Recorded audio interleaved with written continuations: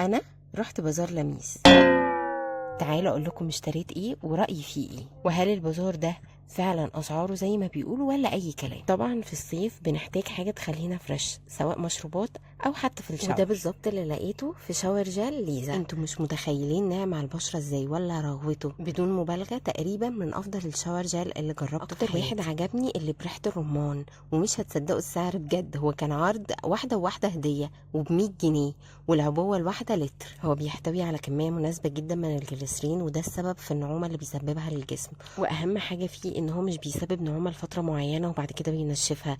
انت بتلاقي بعد الشاور مدي ترطيب رهيب للجسم. ما تحتاجيش كمان انك تستخدمي كميه كبيره منه عشان تلاقي ان هو فيه رغوه، ده بس بمجرد نقطتين انت هتشوفي روعه. واحلى حاجه فيه انه منتج مصري 100%. صدقوني مش هبقى ببالغ لما اقول انه دوت احسن منتج مصري انا جربته بالنسبه للشاور جel طبعا، والسعر ولا اروع. مش موجود يعني دلوقتي سواء على المستوى المحلي او العالمي. شاور جel لتر ب50 جنيه. لو عجبكم الفيديو قولوا لي في الكومنتس، وهنزل لكم باقي مشترياتي من البازار ومن براند ليزا. وما تنسوش تعملوا لي لايك وشير وسبسكرايب، واستنوني فيديوهات وتجارب جديده، وباي باي.